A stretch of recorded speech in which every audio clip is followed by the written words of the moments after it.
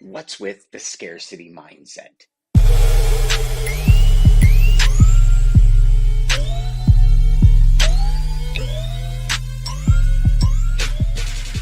Hey there, my friends. That quick intro just about scarcity mindset for today's episode. It was interesting because have you ever had these ideas or these thought processes hit you kind of at the weirdest time? And what I mean by that is, so this morning, as I was having a shower, I'm running out of body wash. And I all of a sudden found myself subconsciously, not really even thinking about it, using like half the body wash I would normally use because I was running out. So, my question is, why does this whole process in our head, when things get tight, when we feel constriction, whether it be in our industry, whether it be with our sales, whether it be anything, we fall into these slumps and we tend to use less, we tend to consume less, when really there's a certain amount that, if you look at soap, for example, there's a certain amount that keeps us clean. But why is it when we get a brand new bottle, we're more liberal with it, right? So this is the question that started popping in my head. And then I started thinking about it. I'm like, well, why are we, maybe more um, refined, or not refined, but more conscious when things get towards the end? Why wouldn't we be conscious when the bottle's full? Like if we're overusing it when the bottles are full, when we're overdoing it, when the industry, when the markets are high, like where is that gap in our thinking process? Where is that gap in the way we do things, right? Like if you think about it from a sales perspective, right? So one thing I've been constantly aware of, probably for the last 20 years of my career, was the fact that, a lot of times as a salesperson, we sell and then we get to a level that we enjoy. So we get to this level of productivity or this level of profitability, if you will, and then we coast and we don't necessarily consistently raise the bar. So we coast. And then what happens when we coast? We lose a client or two and we find ourselves down here. And then it's this mad dash to sell again. So I started thinking about this because and this is the interesting part. Maybe you can relate to this. And if you can, please let me know. Yeah, it's interesting because for about 2 weeks, I've been saying in my head, and I've been grocery shopping 3 times since I've been saying it, I need to get more. But why is it we wait till the last second to do it? Almost when we're out, when we got like none left. And so then we have that scarcity mindset, right? And that scarcity mindset then leads to this, oh my God, I got to do it now. And then we artificially inflate the urgency of what we got to do. Whereas if we just kept our foot on the gas the whole time and kept things rolling the way that we know it has to be, why we would never be in this position. So why is it that we put ourselves in this position when we know there's a better way? When we know that we can, like take care of things in a more expeditious fashion, take care of things before we hit that feeling or that block, if you will, or the dive off the cliff. How do we do all of that? Or why do we do all of that? Not how. And this is an interesting I'm I don't know if necessarily the word I'm looking for is phenomenon in our life or in how we go about our days. So what I'm doing, actually, I decided this morning is I'm going to start reaching out to some really interesting people and people that are high up in this like mental mindset state, and I'm going to be bringing them to you because I don't know the answer to it. um I could tell you this, that I know from a business perspective, we have to keep selling. I screamed it from the mountaintops when the pandemic hit that, as soon as the rates started going up and as soon as started people making a ton of money, I was like, continue to sell, be honest and open about what you're doing. And I don't know how many people really follow that. And this is not something where I'm some dude sitting here saying, "Oh, this is the way you should do it." It's like these are lessons that I've learned through my years of selling and not selling. these are lessons I've learned through the years where I've been doing really well. And then I coasted and I started golfing 4 or 5 days a week and I stopped paying attention to customers. And I thought, you know what? I made it. I made it. I did this. Like I remember vividly, I was about 10 years in my career and I had an opportunity to open a brokerage with two individuals. And we opened it. And within 2 years, I'd got the brokerage to just about 35, 37 million. And after 2 years, so think about this for a second. This is a baby. This is still an infant. 2 years old, a company that's 2 years old is still an infant. And at that point, I remember vividly sitting in my business partner's office going, all right, well, I put in my time. And he looked at me, he goes, what? I said, well, I put in my time. Like I built this company to where it is. I put in my time. I think it's time we hire a bunch of people and I kind of step back and I enjoy the fruits of my labor. And he's like, Dan, this is an infant. Like this company can go out of business in 3 months if we don't watch it. And in my head, I couldn't compute that because I'm like, we just did 37 million in revenue. We're averaging 29% GP. Like, how is that possible? And, so we opened it in 2005. This is the end of 2007 going into 2008. What happened in 2008? The economy collapsed. I disassociated. I disconnected with the business. I was not enthralled about it anymore. I was waking up in the morning going, oh, man, I got to get up today. I don't really feel like it. Started, at that point, quote unquote, working from home, but just not going in.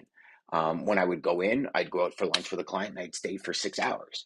And, these types of things aren't going to grow your business. And it came to the point because of what now, don't get me wrong. I don't blame the economic part in the closing of my company. I blame myself, but it allowed that landslide to get faster because of what was going on in the market, right? So we're kind of facing that today. And all of you, out there that maybe are feeling that scarcity mindset, now I believe more than ever is a time to invest in yourself because here's the thing. I'd rather you invest in yourself and what kind of tools are you using to get things done in a more expeditious manner that help you increase your productivity, that give you the education you need to get where you want to go. Now is the time to do it. During the pandemic, a lot of people retooled, hence the reason there's a lot of gaps in specific markets and industries because people retooled. One of the biggest gaps is in the restaurant industry. I see it starting to come back, but I don't know about you guys, but for us, where we live anyways, there's a few restaurants that no longer do dine-in because they just can't find servers. It's probably all the bigger ones, the chains where they have consistent business where, you can get these shifts but it's these smaller guys that we're like, well, we're not really busy tonight. Don't bother, because people want dedicated employment, right? I mean, it's just normal. But this scarcity mindset, I think, is one that I think we really all got to pay attention to. And maybe you have, but subconsciously just start or consciously start thinking about these things and watch how you respond, or a better word would be react to certain situations where it's almost unconscious, kind of like what happened to me this morning. And it's interesting because I know I need it. I've known I've needed it to the point where I remember being in the grocery store and I'm looking and it's like I'm almost at the cash and I'm like, oh yeah, I need that. And I look down the aisle and I'm like, oh, that's so far away. Maybe you guys do this. I'm like, oh my God, that is so far away. I'll get it next week. I got enough to last me. Right. And it wasn't. And so now it's like you're sparingly using it. And I think this is what's happening to us as individuals in the market is we're going out sparingly instead of going out gangbusters. And it's funny, I was on a demo with a prospect yesterday and I was showing them our system. And I showed them one tool in our system that's saving people over 3 months a year of time doing one task that we've automated. And in the development and testing of this, the idea and the strategy has always been, how can we get more done in the same amount of time? right? So it's not a matter of how do we work 16 hours today instead of 8 hours to get more done. It's how do we take that 8 hours and compound our production in that 8 hours to get us where we need to go. And in speaking to this individual about it, we were talking, and I remember the the topic, I guess, for lack of a better term, was that we have this ability to compound what we do. And over that time, in 3 months, how many companies can you bring on board and start doing business with? And it was interesting because I've always been of the opinion, we'll get whatever works for you. And yesterday changed that for me because I looked at it, and this individual was looking at going with our mid-tier program. And I said, okay, so what's your close ratio? And the answer was that it's about 16 to 20% based on qualified prospects. And I said, so how many qualified prospects would you have with, let's say, 100 leads, 3 or 4? So I said, okay, so let's say average 4, right? So 20%, in that 20-25% range would be one customer out of every 4. And I started looking and I said, okay, the difference between our mid and top tier is an extra 100 leads a month. So if you had an extra 1,200 leads a year and you closed 20%, would that make up the extra $1,000 a year it is for the top level? And the answer was yes. And so when I put it in that respect, even in my own head, in that respect, it was a no-brainer, right? And then we started looking and saying, okay, what are the tools can you get rid of that you're already paying for? And then we freed up an extra $180 a month just with the tools they had right now. So then you take that 180, you times that by 12, it's pretty much paid for itself, even if it doesn't land you one customer. And all of a sudden I started looking at it going, wow, that limitation in my head stopped me from doing the higher level math that made things a no-brainer. And here's where I'm going with this. And I'm not going with it for any other reason than this. The investment you make every day adds up. And yes, you might be feeling the rejection paralysis. A lot of people are. But here's the thing. If you shift your perspective about it, it will change. And if you continue to do it and don't do what I did and look down the aisle and say, I'll do it later, it's do it now. Go now. And that way I don't have to face scarcity because I'm moving forward to where I want to go. And I think that's the big message here. And again, I'm going to be getting some people on the show that talk about this scarcity mindset that actually have like a higher education than me on it and how this actually chemically affects the body. But I have a feeling it's going to be a very interesting conversation when we bring an individual on about it. So I'm looking forward to that, but I just thought I'd share that kind of thought process with you.